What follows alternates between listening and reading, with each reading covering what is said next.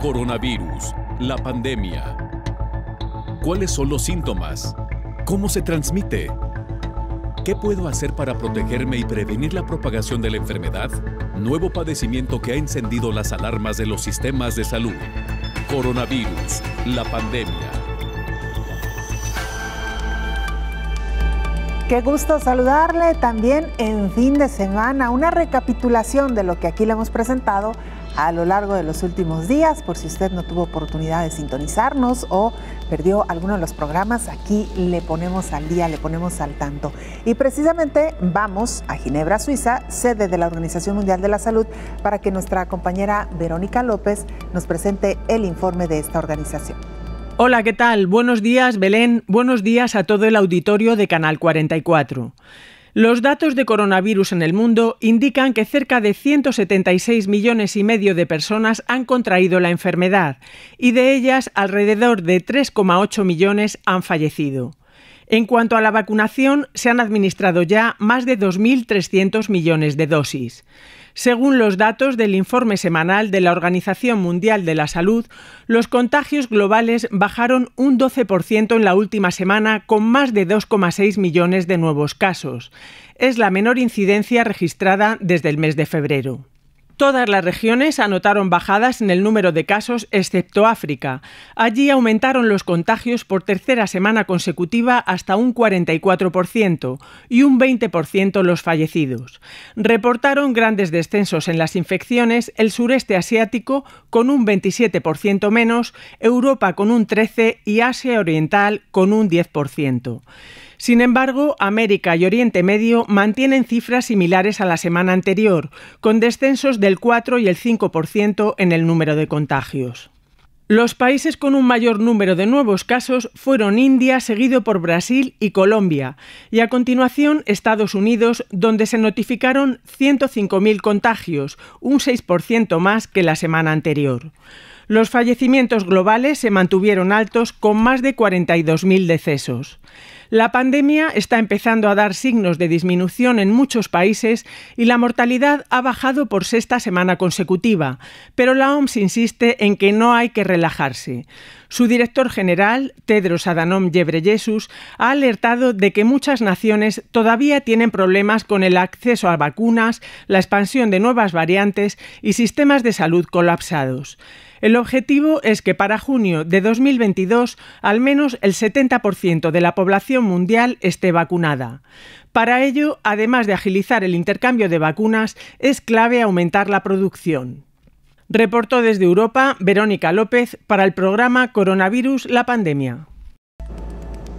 Y mire, con la pandemia aumentaron los estresores laborales. ¿Qué son estos? ¿De qué se trata? ¿Y a quiénes han afectado principalmente? Nuestra compañera Isaura López Villalobos nos informa. La pandemia COVID-19 vino a modificar el entorno laboral. Con ello incrementó el estrés y el burnout. La carga laboral ascendió de manera considerable en cada sector productivo.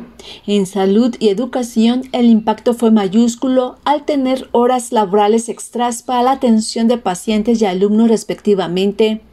Durante estos 530 días transcurridos se ha vivido una gama de situaciones agudas, aunque ya se venía advirtiendo de una serie de estresores que ponían en riesgo la salud y vida del trabajador. Con la emergencia sanitaria, el panorama fue catastrófico, sin que a la fecha se establezcan acciones para detener esta pandemia laboral. Algunos estresores identificados en estudios internacionales están asociados a la presión del trabajo, desajustes en el clima y la dinámica organizacional, ausencia de trabajo del grupo y de la supervisión, relaciones interpersonales insatisfactorias y condiciones desfavorables y relaciones conflictivas con los superiores o falta de orientación para el desarrollo de las tareas y violencia laboral. La pandemia COVID-19 también abrió este otro telón que ha ocasionado graves afectaciones físicas y emocionales al trabajador. En el sector salud, los estresores laborales intensos han sido largas jornadas de trabajo, sobrecarga laboral, instrucciones y medidas de seguridad estrictas, necesidad permanente de concentración y vigilancia, escasez de equipamiento de protección, entre otros. La afectación psicológica ha sido ansiedad, depresión, trastornos por estrés postraumático o traumatización vicaria derivada de la compasión hacia los pacientes que están atendiendo. Esta situación pone en riesgo la salud física y mental del personal sanitario, dando lugar a contagios por inadecuadas condiciones de bioseguridad e infraestructura sanitaria, complicaciones a su propia salud y muerte. Otro sector laboral afectado ha sido los docentes. La revista Interamericana de Psicología señala que tienen mayor riesgo de desarrollar estrés y desgaste profesional, situación que se amplía a partir de los cambios por la pandemia por COVID-19. Durante estos meses de la pandemia se modificó el lugar donde maestras y maestros desarrollan su tarea laboral, el tiempo y los recursos que emplean para enseñar y los canales de comunicación. Posiblemente estos cambios acontecidos en el entorno laboral y las condiciones de trabajo conlleven a que incrementen todos estos factores de riesgo en la salud mental y física del trabajador. La pandemia COVID-19 y las medidas sanitarias para prevenir contagios modificaron los ámbitos laborales, un espacio que ya se venía analizando los factores estresores y que en este último año se agudizó el estrés, la ansiedad y el síndrome de quemarse por el trabajo. Señal informativa, Isaura López, Villalobos. En la parte oscura de esta pandemia tendremos que reportar que hasta ahora se prevé que 75 millones de personas han perdido su empleo o perderán su empleo en este año 2021. La COVID-19 dejaría un efecto catastrófico en el mercado laboral con la pérdida de unos 75 millones de empleos en 2021. Cifra que podría aumentar hasta 205 millones de personas para el próximo año, de acuerdo con el informe más reciente de la Organización Internacional del Trabajo. Por ello existe la necesidad de políticas de recuperación centradas en las personas, señaló el director general del organismo internacional, Guy Ryder. La suma del sufrimiento humano causado por la pandemia es tanto mayor por ese fracaso colectivo. En esta Casa de Justicia Social nosotros, más que la mayoría, necesitamos sacar conclusiones de esto, dijo. La pandemia ha puesto de relieve la vinculación de las políticas de salud, sociales y económicas, financieras, comerciales y hasta de propiedad intelectual. En tanto, la OIT publicará un nuevo informe previo al Día Internacional de las Trabajadoras del Hogar de 2021 en el 10º aniversario de la adopción del histórico convenio sobre este sector. El informe compara las condiciones laborales de los trabajadores domésticos con las de la población en general, evalúa hasta qué punto han avanzado las cosas desde la adopción del convenio y el impacto de la COVID-19, informó Elizabeth Ortiz. ¿Qué ha provocado el aislamiento social por la pandemia de COVID-19? El infectólogo Héctor Raúl Pérez Gómez habló de este tema esta semana. Por principio de cuentas, en los diversos espacios laborales se hizo una selección de los grupos vulnerables y estos grupos vulnerables fueron los primeros que tuvieron que ir a casa a estar en confinamiento, cuarentena o aislamiento social. El nombre correcto es aislamiento social.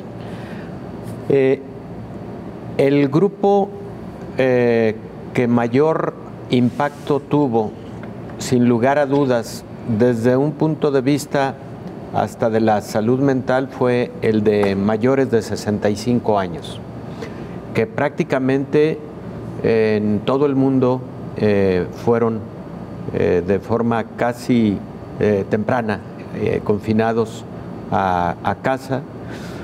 Y luego los grupos considerados como vulnerables en cuanto a enfermedades concomitantes como diabetes, hipertensión, etcétera, personas con alguna discapacidad. Y bueno, vino inmediatamente en cascada una caída de la economía estrepitosa, se redujo importantemente la productividad. Recordemos que las consideradas empresas no esenciales o actividades económicas no esenciales cerraron por indicación de los sistemas de salud. Se quedaron solo las actividades esenciales y dentro de las actividades esenciales estas fueron llevadas a cabo casi exclusivamente por personas sin enfermedades concomitantes, menores de 60 años de edad. Eso redujo significativamente la planta laboral a nivel mundial. Eso como consecuencia también a quienes sí estuvieron en activo, hubo mucho impacto emocional, primero por la gran carga de trabajo que generó lo que conocemos como burnout, y segundo por el temor a infectarse. Esa población que sí salió casi durante todo el año y medio que llevamos de pandemia a trabajar, vivió momentos de mucho estrés porque había que transportarse en unidades públicas, porque había que estar en contacto con más compañeros de trabajo, sí, cumpliendo protocolos sanitarios, etcétera, pero no dejó de ser impactante desde el punto de vista emocional y psicológico. Y qué decir, bueno, del impacto económico que generó todo lo anterior. El regreso a las actividades económicas, primero genera mucha incertidumbre porque hubo lugares en donde ese regreso a actividades económicas no esenciales generó rebrotes y muchos países tuvieron que dar un paso atrás con la decisión. Algunos notaron una segunda o una tercera ola y eso generó pues la necesidad de modificar las estrategias para el retorno a actividades económicas generalizadas, ¿no? Entonces, creo que a grandes rasgos eso es lo que ocurrió respecto de lo laboral. La estimación es que se perdieron alrededor de un 20% de empleos a nivel mundial y de igual manera la recuperación de estos empleos se estima que va a tardar en promedio 1 año y medio más. Algunos lugares ya empiezan a tener recuperación, pero no todos. Los países que siguen teniendo alto impacto de la pandemia tienen ese como uno de los graves problemas económicos y sociales, la pérdida del empleo. Y mire, una noticia que encendió las alarmas esta semana: millones de dosis de la vacuna Johnson & Johnson fueron inutilizadas debido a que tenían algunos defectos. Afortunadamente, estas dosis aún no habían salido de la fábrica. Autoridades de salud estadounidenses informaron que varios lotes de la vacuna de Johnson & Johnson contra COVID-19 tendrán que ser desechados.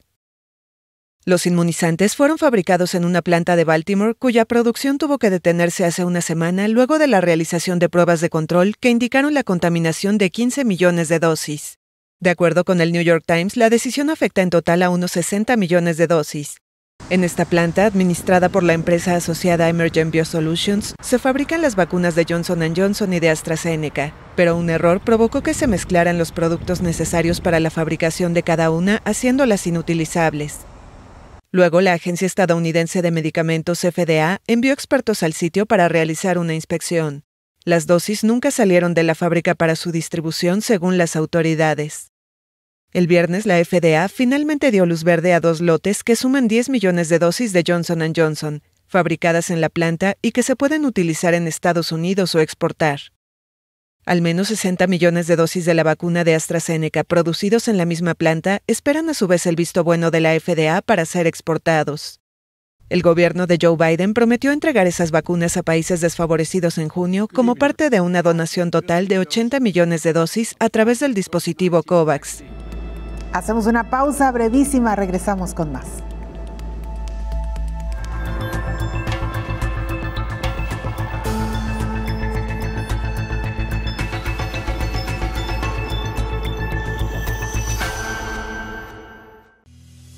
¿Sabes cómo es el Plan Nacional de Vacunación contra COVID-19 presentado por el Ministerio de Salud Pública y Asistencia Social? Te lo mostraremos. El plan se divide en grupos de población en orden de prioridad, por fases y subfases, dependiendo de la disponibilidad de la dosis de la vacuna. Fase 1, 1A, trabajadores de establecimientos de salud asistencial que atienden pacientes con COVID-19. 1B, trabajadores de establecimientos de salud asistencial no incluidos en la subfase 1A, y comunitario de apoyo, incluyendo comadronas, promotores voluntarios y terapeutas mayas. 1C, estudiantes de ciencias de la salud y afines que realizan prácticas asistenciales en establecimientos de salud. 1D, cuerpos de socorro, bomberos y paramédicos de ambulancias, incluyendo cuerpos de socorro con red, trabajadores de funerarias y personal que labora en instituciones de adultos mayores. 1E, personas internadas en hogares o instituciones de adultos mayores. 1F, trabajadores del sector salud, administrativos, no incluidos en las subfases anteriores de acuerdo con otros factores de riesgo. Fase 2. 2A, adultos mayores de 70 y más años y adultos con una o más de las condiciones siguientes: hipertensión arterial que requiere medicamento, diabetes, enfermedad pulmonar crónica, enfermedad renal crónica, enfermedades cardiovasculares y cerebrovasculares, inmunosupresión u obesidad. 2B, adultos de 50 a 69 años. Fase 3. 3A, trabajadores sector Seguridad Nacional, PNC, PMT, militares y personal del sistema penitenciario. 3B, trabajadores registrados en las municipalidades y entidades que prestan servicios esenciales de electricidad, agua y recolección de basura. 3C, trabajadores sector educación, maestros nivel primario, básico, universitario, incluye funcionarios del Ministerio de Educación. 3D, trabajadores sector justicia, jueces, personal en tribunales. Fase 4. 4A, adultos de 40 a 49 años. 4B, adultos de 18 a 39 años. La vacunación será gratuita, segura y voluntaria, según el Ministerio de Salud Pública y Asistencia Social.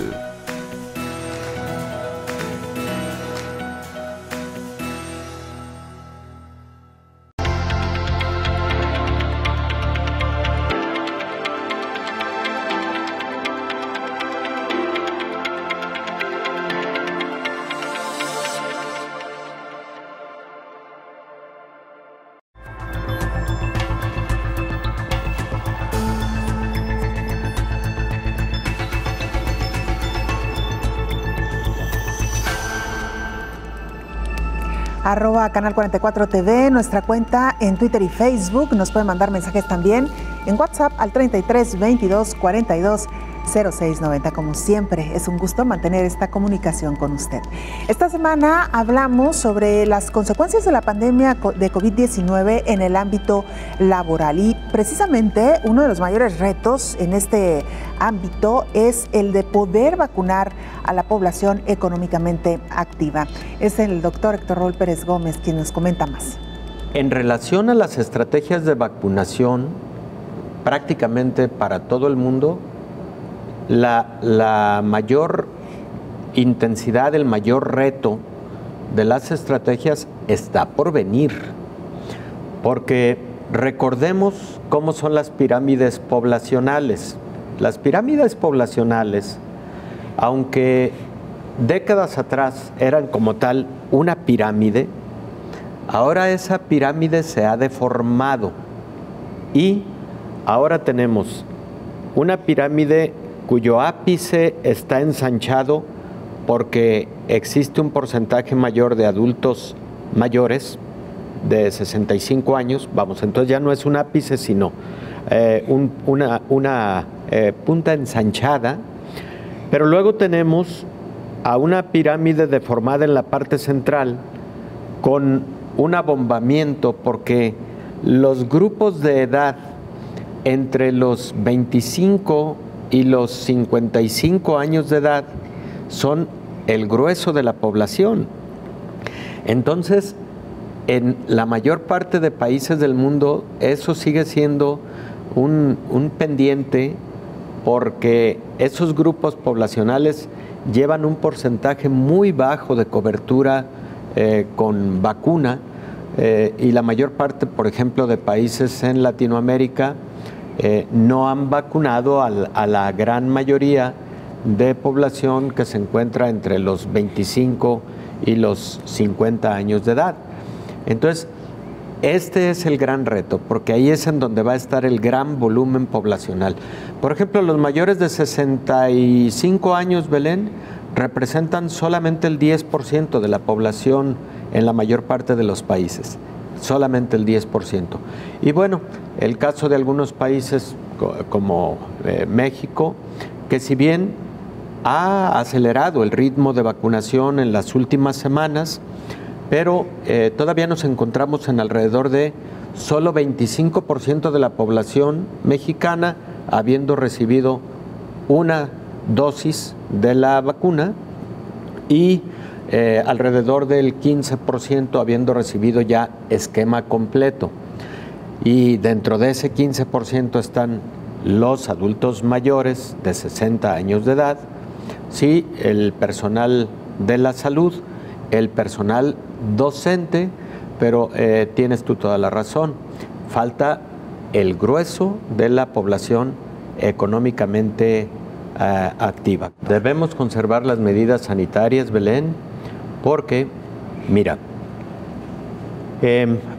acaba de publicarse en la Encuesta Nacional de Salud algunos estudios de seroprevalencia, es decir, la presencia de anticuerpos contra el virus que causa el COVID, SARS-CoV-2, en México, y de acuerdo a algunos de estos estudios, también llamadas encuestas serológicas, que no es otra cosa que medirle anticuerpos a determinados grupos de la población.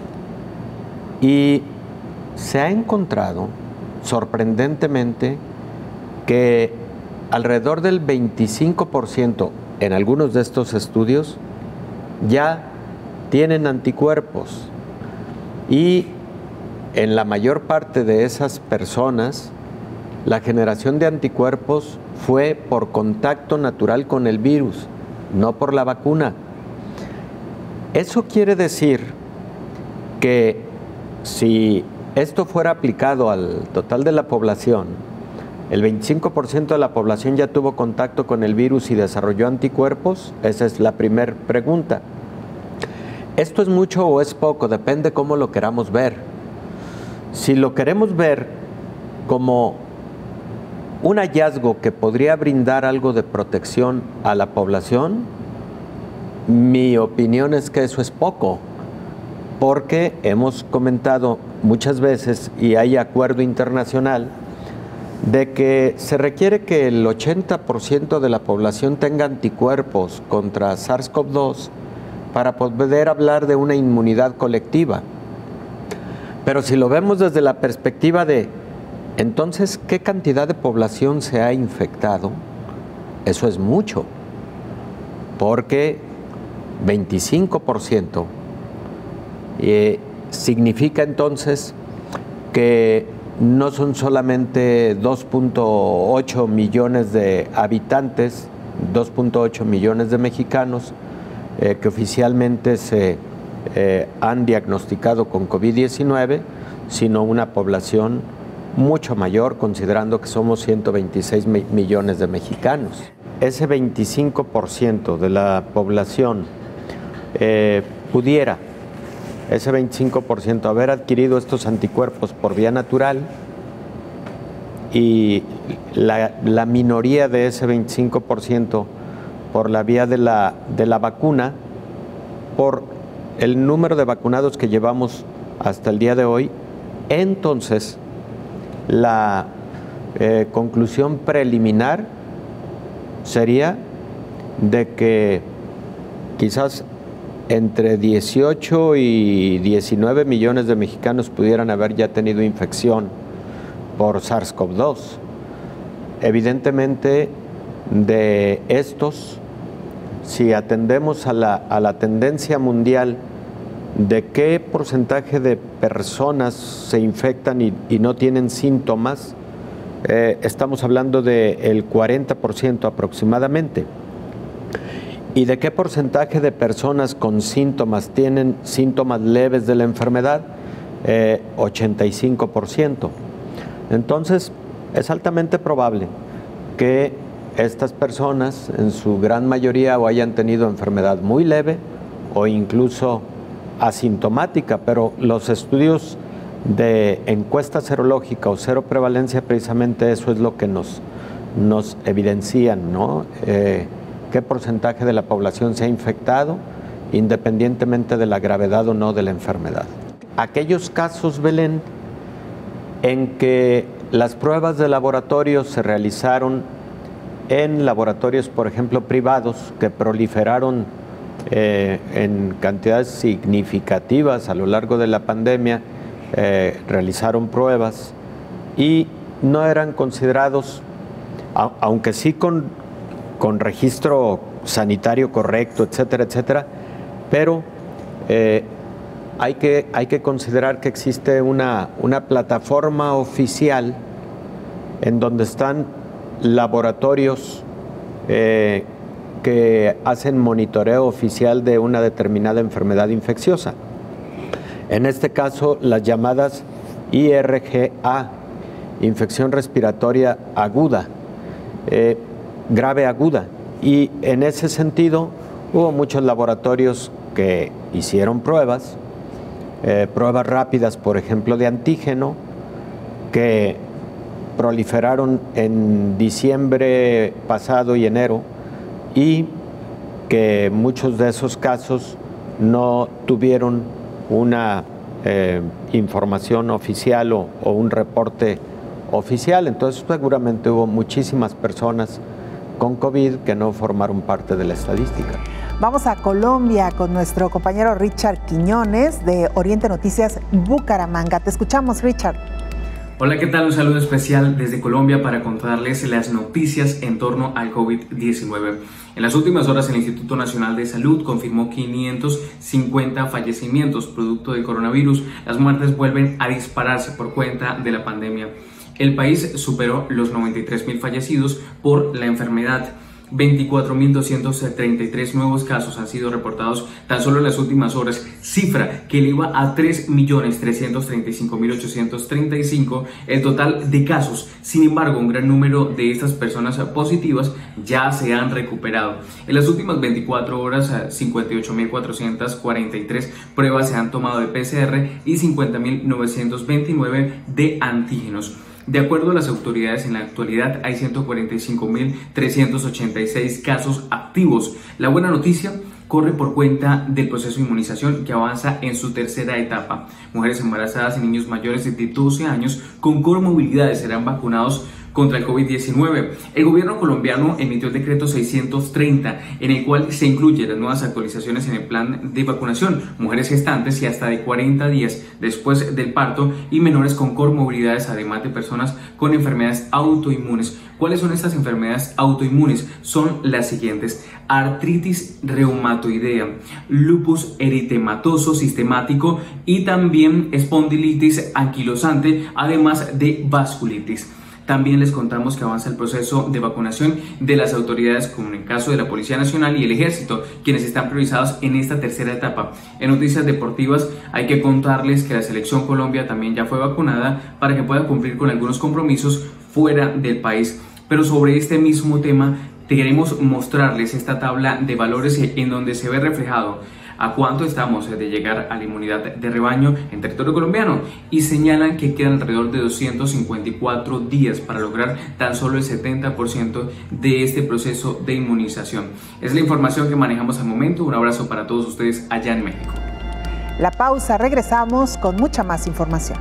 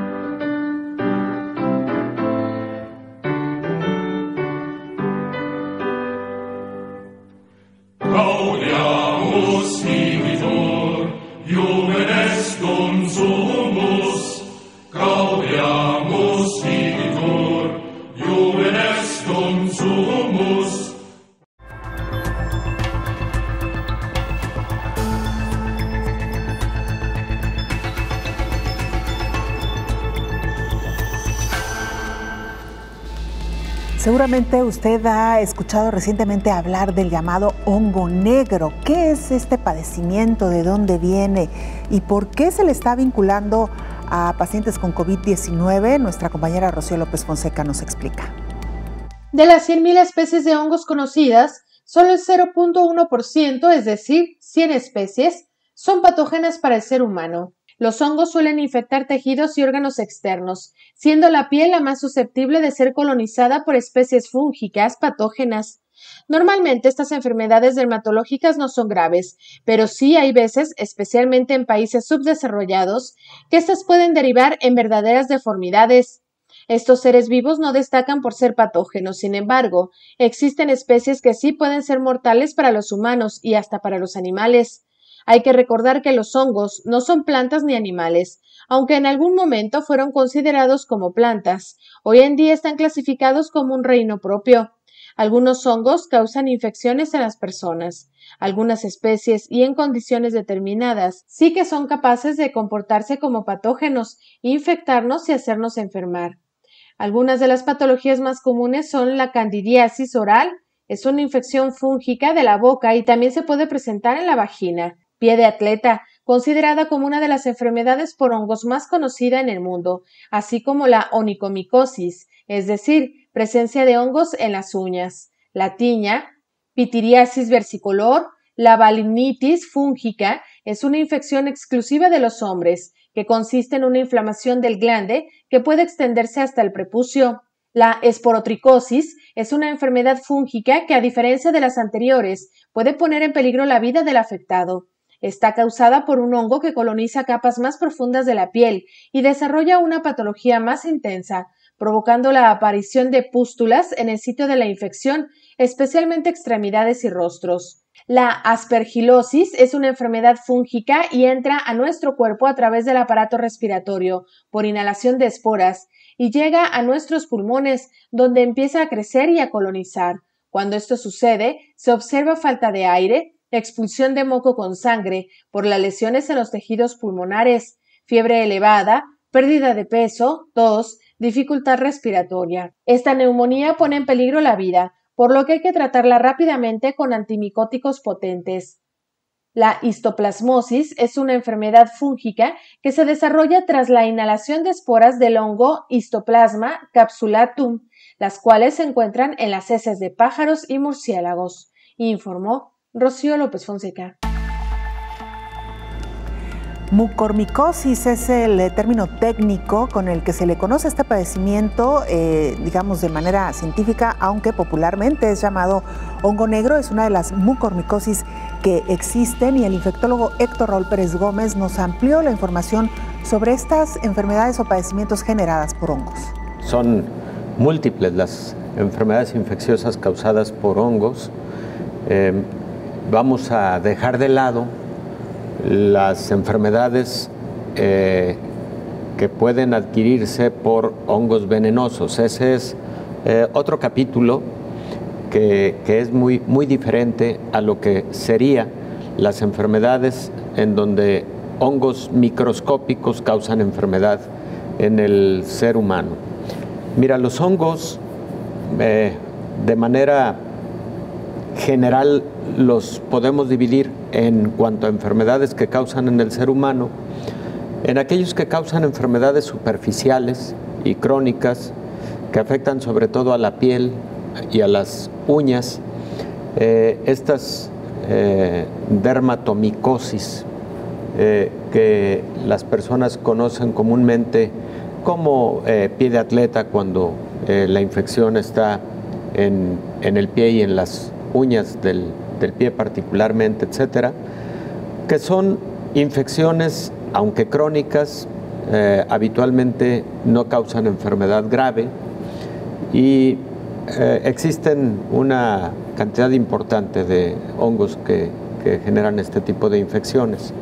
Esas también las vamos a poner en este momento a un ladito, de ellas no vamos a hablar con detalle, porque el principal tema de hoy en la mesa es hablar de mucormicosis y COVID-19. A este que han llamado el hongo negro, por varias razones que vamos a comentar enseguida. Bueno, entonces concentraríamos un poquito más nuestra atención para hablar de aquellos hongos que causan enfermedad invasiva en el ser humano. Y cuando hablo de enfermedad invasiva, me refiero a aquellos hongos que penetran a tejidos, a órganos, a sistemas de la economía corporal, que son graves, que se pueden comportar de tal gravedad que pueden llevar a la muerte. Y ahí tenemos dos tipos grandes así de síndromes o de enfermedades, unas de ellas conocidas como micosis diseminadas y oportunistas, y otras las conocidas como micosis endémicas. Bueno, en las micosis oportunistas se encuentra, o dentro de estas micosis oportunistas se encuentra la mucormicosis. La mucormicosis la causa no un hongo, sino 28 especies diferentes de un hongo microscópico, entre las que están la especie de mucorales, en donde está Rhizopus o Rhizomicosis, en donde se encuentran también Absidias, y todas estas pertenecen, digamos, a se conoce en microbiología como filum, es como una macrofamilia conocida como mucorales. Por eso las enfermedades causadas por este grupo de hongos se conoce como mucormicosis. Se presentan de forma similar, independientemente de que sea causada por una de estas 28 especies que por ahora se han reportado en el ser humano, y de forma conjunta se conoce como mucormicosis, insisto. Y escuchábamos hace un momento que esta enfermedad frecuentemente inicia generando invasión en las cavidades craneales, incluida la cavidad bucal, las cavidades nasales, en ocasiones los globos oculares, en algunas ocasiones, raras, muy raras, el oído. Y la forma más común de la mucormicosis es la que afecta precisamente a las estructuras craneales, incluido el cerebro. La mucormicosis, sin embargo, también puede afectar pulmones. Existe mucormicosis pulmonar, pero también puede existir mucormicosis en la piel y casi en cualquier órgano y sistema, pero lo más común es la mucormicosis en las estructuras craneales. De hecho, cuando afecta, por ejemplo, la boca, la nariz, los ojos, el cerebro, se dice que estamos frente a una mucormicosis oronaso-óculo-cerebral. Cuando estamos frente a una mucormicosis que ha afectado solamente la nariz, los ojos y el cerebro, decimos que estamos frente a una mucormicosis óculo-rino-cerebral. O sea, depende de las estructuras que afecta. ¿Qué es lo que hace este hongo? Bueno, por principio de cuentas, estos hongos son hongos que cuando se ven a la microscopía se identifican como racimos, como hongos racemosos. Estos hongos lo que hacen es invadir el interior de los vasos sanguíneos, los inflaman, los ocluyen. En virtud de eso, deja de circular adecuadamente la sangre que va a llevar nutrientes y oxígeno a los tejidos, y entonces ese tejido muere, ese tejido se necrosa, sufre gangrena, y cuando esos tejidos sufren esta gangrena, ¿De qué color se ven? Violáceos, negruzcos, y entonces ese es uno de los motivos por los cuales a esto se le ha conocido como el hongo negro. ¿Qué es lo que ha ocurrido en los últimos meses en la India? Hay estimaciones de hasta 9,000 casos en la India de mucormicosis ocurrida en pacientes con COVID, particularmente en las fases post-COVID. ¿Qué fue lo que pasó con estos pacientes? Bueno, muy probablemente la mayor parte de estos pacientes, además del COVID, tenían diabetes. Muy probablemente. 2. Muy probablemente estos pacientes recibieron en algún momento altas dosis de corticosteroides como dexametasona, metilprednisolona, etc.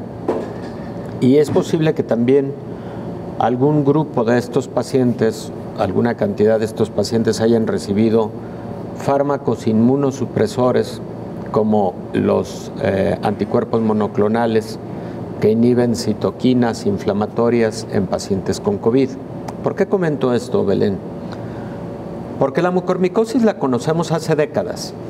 Nosotros, los infectólogos, atendemos mucormicosis no todos los días, pero sí atendemos algunos casos al año. Yo en particular, el último caso de mucormicosis que vi fue hace un par de meses, no asociado a COVID.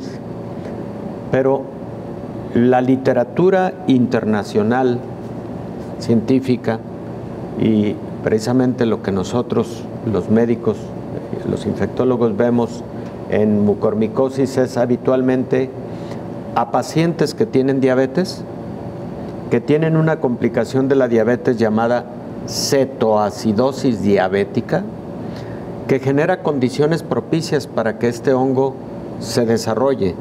Entonces, lo tradicionalmente descrito con respecto a la mucormicosis es que se presenta más frecuentemente en pacientes diabéticos con cetoacidosis diabética, pero también se puede presentar en pacientes trasplantados, en pacientes con enfermedades hematológicas que están inmunosuprimidos. Y esta nueva combinación de mucormicosis con COVID-19, estoy seguro que más que por el propio COVID, está relacionado con las alteraciones inmunológicas que estos pacientes previamente tenían y que con el COVID se profundizaron por la utilización de estos fármacos inmunosupresores. Esta semana viajamos a Bélgica. Nuestra compañera Catalina Guerrero, corresponsal de la agencia EFE, nos actualizó información. Hola, ¿qué tal? Buenos días, Belén. Buenos días a todo el auditorio de Canal 44. En Bélgica, el avance de la vacunación empieza a notarse. Los últimos datos oficiales indican que la media de contagios está por debajo de 900 infecciones al día, lo que supone un descenso del 40%. Son cifras publicadas en la mañana de este lunes y que reflejan la fotografía epidemiológica del país entre el 4 y el 10 de junio. Desde el inicio de la pandemia en Bélgica se han diagnosticado algo más de 1 millón de infecciones en un país de unos 11 millones de habitantes, de los que 5,6 millones ya tienen al menos una primera dosis de la vacuna. La tasa de positividad es del 2,7% y hay unas 700 personas hospitalizadas a causa del COVID-19, de las cuales 274 están en cuidados intensivos. El número medio de ingresos hospitalarios diarios por coronavirus también se ha reducido a menos de 50 personas, lo que supone un descenso del 31% en comparación con el periodo anterior. Entre el 4 y el 10 de junio, una media de 8,6 personas murieron al día como consecuencia del virus, lo que eleva el total a 25.088 muertes desde el inicio de la pandemia en Bélgica. Reportó desde Bélgica Catalina Guerrero para el programa Coronavirus, la pandemia. Una pausa breve, regresamos con más.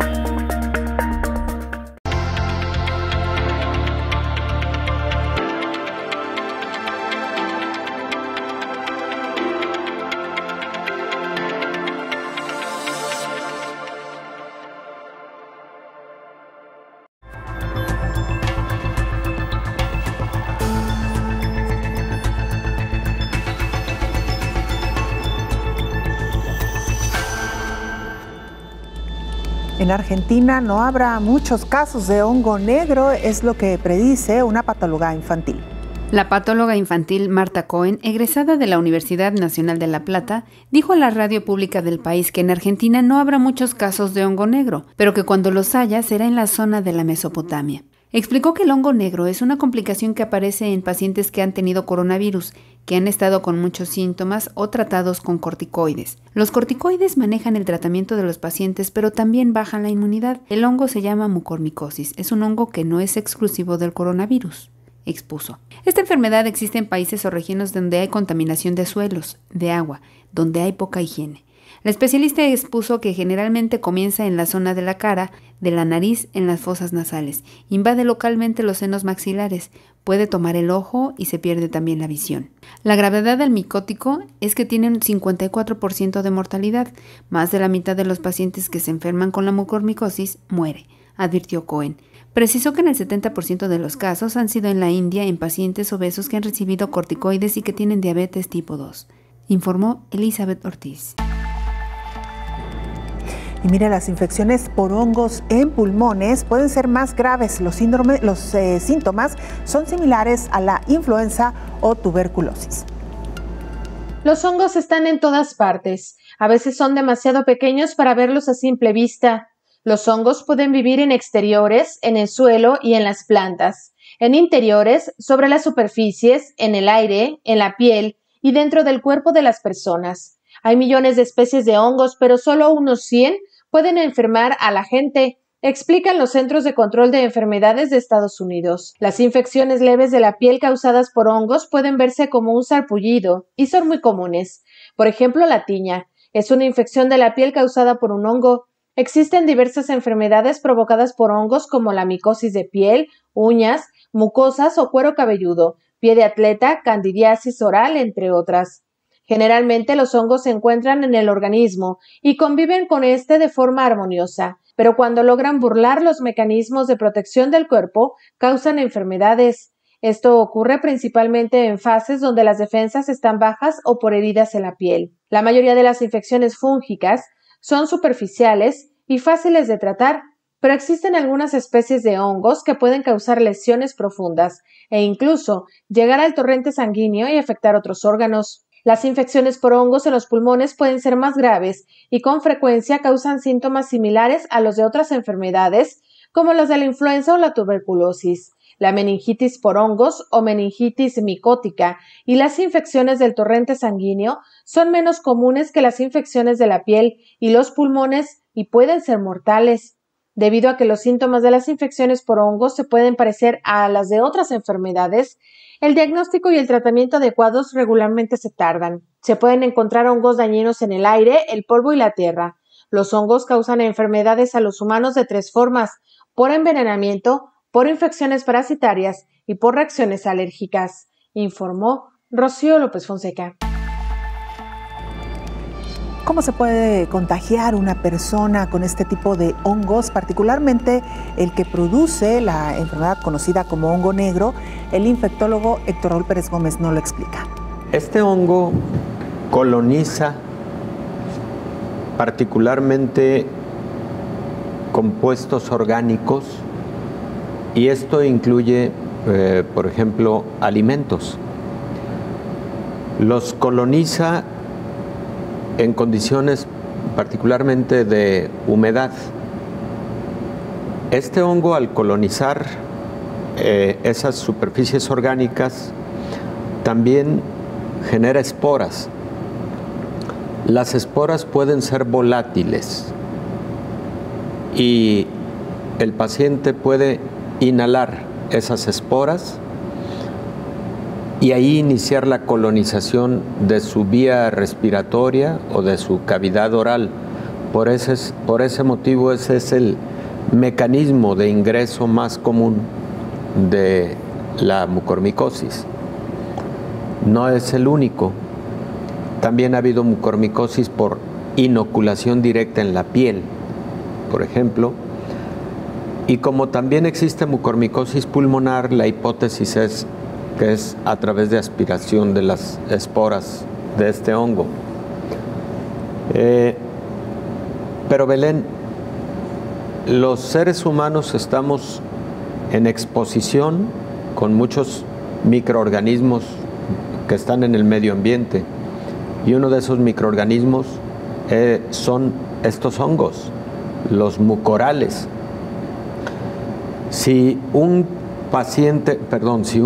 persona es inmunocompetente, no tiene ninguna patología, etcétera, aunque tenga exposición a alguno de estos microorganismos, no desarrollará la enfermedad. Esta enfermedad se comporta como oportunista. Decíamos entonces, ocurre inmunosupresión a través de todos los mecanismos que comentábamos, y ahí el hongo se convierte en un hongo invasor. ¿Qué es lo que nosotros como médicos vemos en un paciente como mucormicosis? Dependiendo de la fase en la que el paciente se presente a recibir atención. Lamentablemente es muy común que se presenten en una fase muy avanzada de la enfermedad. Y cuando hablo de muy avanzada, es que avanzó en muy pocos días, en un periodo muy corto de tiempo. Eso es algo que caracteriza a la mucormicosis. Puede ser un par de días. Es común que quien se percata de que está presente esta enfermedad sea el odontólogo, porque el paciente puede empezar a tener algún malestar dental y el odontólogo identifica ahí una lesión negruzca, obscura, y le llama la atención, y entonces es quien refiere al paciente para su atención con sospecha de mucormicosis. Te decía que hace un par de meses yo vi un caso de mucormicosis y eso fue lo que ocurrió. El paciente acudió a recibir atención odontológica por molestia en una pieza dentaria, un paciente diabético. El odontólogo advirtió una lesión de 1 centímetro de diámetro aproximadamente en el paladar, negra, y tomó una muestra de esa lesión, se la envió al histopatólogo y el histopatólogo dijo: es un hongo con características de mucorales, sin decir qué especie, porque ese fue un hallazgo morfológico en la microscopía. Entonces, inmediatamente recurrieron a que viera yo al paciente. Efectivamente, el paciente todavía no tenía, por fortuna, invasión a cavidad nasal ni a senos paranasales. Por cierto, es otra de las zonas de afectación por mucormicosis, y tampoco a las cavidades oculares, pero sí había generado ya destrucción en el paladar y invasión a un hueso que tenemos en la parte lateral de la cara, y esta invasión fue evidenciada a través de una tomografía axial computarizada. No había afectación cerebral. Entonces, este paciente, casi con el procedimiento de la toma de la biopsia, había quedado debridada la lesión y el resto del manejo fue manejo farmacológico con un medicamento que es el medicamento de elección para atender esta infección, conocido como anfotericina B. El paciente recibió anfotericina B y tuvo una buena evolución. Pero hay otros casos, Belén, que lamentablemente, si transcurren algunos días más, ya no es una lesión de 1 centímetro, sino probablemente una necrosis muy extensa en el paladar, en la nariz, en los senos paranasales, en la cavidad orbitaria, y puede incluso invadir al cerebro. ¿Qué es lo que se tiene que hacer en casos así? Tienen que entrar los cirujanos de las diferentes especialidades, por ejemplo, el oftalmólogo, el otorrino, laringólogo, el neurocirujano, de manera conjunta para debridar todo el tejido necrótico que esté. Estos pacientes lamentablemente con mucha frecuencia pierden el ojo, pueden perder un ojo, y estos pacientes deben recibir tratamiento con estos medicamentos, anfotericina B en particular, y deben, incluso si hay necesidad de entrar varias veces a quirófano para estar debridando el tejido afectado, se debe hacer, porque a la mucormicosis hay que ganarle el paso, porque puede invadir de forma muy rápida. Eso es lo que ocurre con la mucormicosis. La letalidad en mucormicosis está por arriba del 50%, 55%, lamentablemente es una enfermedad verdaderamente grave. Antes de despedirnos, revisemos lo que pasa en Reino Unido, donde las autoridades han retrasado la reapertura de algunas actividades económicas ante un ligero incremento en el número de casos de COVID-19. Inglaterra retrasa la fase final de su plan de desconfinamiento del 21 de junio al 19 de julio. Esto es 4 semanas a fin de evitar una tercera ola de la pandemia impulsada por la variante Delta del coronavirus, dominante ahora en el Reino Unido.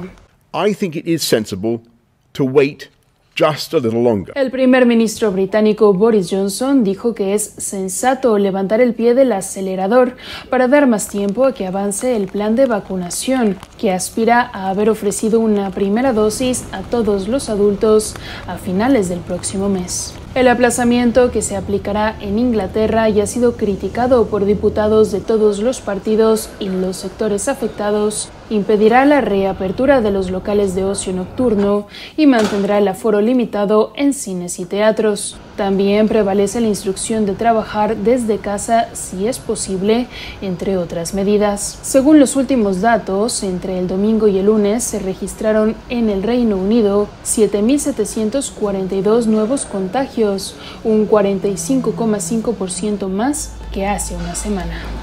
Nos vamos. Muchas gracias por habernos acompañado. Le invitamos para que nos sintonice en la siguiente emisión de Coronavirus, la pandemia. Hasta entonces.